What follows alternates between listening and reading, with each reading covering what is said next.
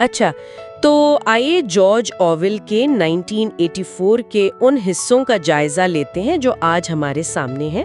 آج ہماری گفتگو کا محور رہے گا حصہ اول باب 6۔ یہ باب ونسٹن کی آپ کہہ لیں نجی زندگی، پارٹی کے جنسی تعلقات پر نظریات اور اس کے اندر جو بغاوت چل رہی ہے اس پر روشنی ڈالتا ہے۔ جی ہاں، اور یہاں اصل نقطہ یہ سمجھنا ہے کہ پارٹی مطلب انسانی رشتوں کے اتنے نازک پہلوؤں کو بھی کیوں اپنی گرفت میں لینا چاہتی ہے۔ یہ صرف سیاسی اقتدار کی بات نہیں ہے، بلکہ فرد کی اس کی روح پر مکمل کنٹرول حاصل کرنے کی ایک کوشش ہے۔ تو دیکھتے ہیں یہ باب اس کشمکش کو کیسے بیان کرتا ہے۔ ہاں، تو کتاب کا یہ حصہ یہ تو واضح کرتا ہے کہ پارٹی کے لیے جنسی عمل کا مقصد بس ایک ہی تھا، بچے پیدا کرنا، وہ بھی پارٹی کے لیے نئے کارکن۔ اس کے علاوہ تو اسے ایک ناگوار غیر ضروری کام ہی سمجھا جاتا تھا۔ خوشی یا لذت کا تو کوئی سوال ہی نہیں۔ بالکل، اور اسی لیے تو وہ جونیئر اینٹی سیکس لیگ جیسی تنظیمیں ہیں جو مکمل جنسی پرہیزگاری کی تبلیغ کرتی ہیں۔ مقصد یہ ہے کہ جنسی جبلت کو یا تو آپ کہیں ختم کر دو، یا اگر وہ نہ ہو سکے تو اسے اتنا مسخ کر دو کہ وہ گندگی اور نفرت سے جڑ جائے۔ اس طرح وہ جو ذاتی وفاداری ہوتی ہے، خوشی ہوتی ہے، اس کے امکانات ختم ہو جاتے ہیں، جو ظاہر ہے پارٹی کے اقتدار کے لیے خطرہ ہیں۔ اچھا، اور یہ کیفیت ونسٹن کی اپنی بیوی کیتھرین کی یادوں میں بہت صاف نظر آتی ہے۔ وہ یاد کرتا ہے کہ ان کا آپس میں جو جسمانی تعلق تھا وہ بس ایک فرض تھا۔ کیتھرین پارٹی کے نظریات میں پوری طرح ڈوبی ہوئی تھی۔ ونسٹن تو اس کے جسم کو کہتا ہے کہ جیسے پارٹی کی ہپنوٹک طاقت سے ہمیشہ کے لیے منجمد ہو گیا ہو۔ جی، اور یہ مثال دکھاتی ہے کہ پارٹی کی یہ جو نظریاتی تربیت ہے یہ کتنی گہری ہو سکتی ہے، انسان کے جو فطری جذبات ہیں ان تک کو دبا دیتی ہے۔ اور اورویل اشارہ دیتا ہے کہ یہ کوششیں خاص طور پہ عورتوں پر وہ کافی کامیاب رہی ہیں۔ انہیں بچپن سے ہی لیکچرز، نعروں، میوزک، ان سب کے ذریعے جنسی جذبات سے نفرت سکھائی جاتی تھی۔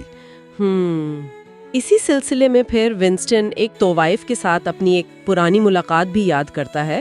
اگرچہ پارٹی ممبران کے لیے یہ منع تھا، سختی سے منع تھا، لیکن یہ ان قوانین میں سے تھا جن کی خلاف ورزی وہ کبھی کبھار ہو جاتی تھی، خاص طور پہ پرولتاریہ کے ساتھ، یعنی پارٹی کے دائرے سے باہر جو نچلے طبقے کے لوگ تھے۔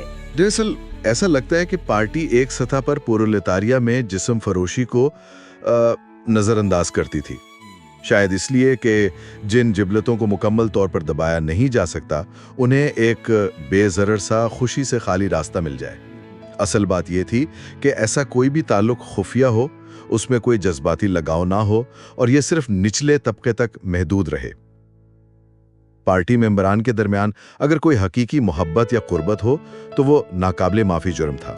تو اپنی بیوی کے ساتھ وہ بے کیف شادی اور طوائف کے ساتھ وہ بے معنی ملاقات، ان سب کو یاد کر کے ونسٹن کے اندر ایک شدید خواہش پیدا ہوتی ہے کہ پارٹی کی مسلط کردہ یہ جو پاکیزگی ہے، بے حسی ہے، اس کی دیوار کو توڑا جائے۔ اسے لگتا ہے کہ جسمانی قربت، وہ جو حقیقی انسانی جذبہ ہے، وہ خود ایک باغیانہ عمل ہے۔ بالکل، اور یہی نقطہ ذاتی تعلقات اور انسانی جذبات کی اہمیت کو سامنے لاتا ہے، وہی چیزیں جنہیں پارٹی بالکل مٹا دینا چاہتی ہے۔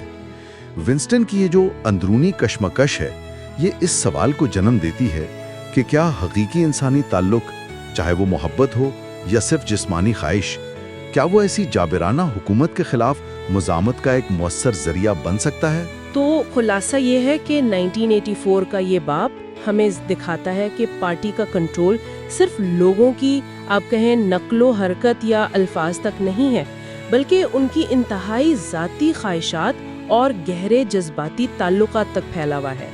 ونسٹن کی یادیں اس شدید زبر کی اور اس کے خلاف انسانی روح کی جو مزاحمت ہے اس کی ایک جھلک پیش کرتی ہیں۔ جی، اور یہ ہمیں سوچنے کے لیے ایک اہم نقطہ دیتا ہے کہ جب ریاست محبت اور قربت جیسے بنیادی انسانی تجربات کو کنٹرول کرنے کی، انہیں مسخ کرنے کی کوشش کرے، تو کیا محض ان تجربات کو دوبارہ حاصل کرنے کی کوشش، ان کا خفیہ اظہار بھی، کیا وہ خود ایک گہرا سیاسی عمل نہیں بن جاتا؟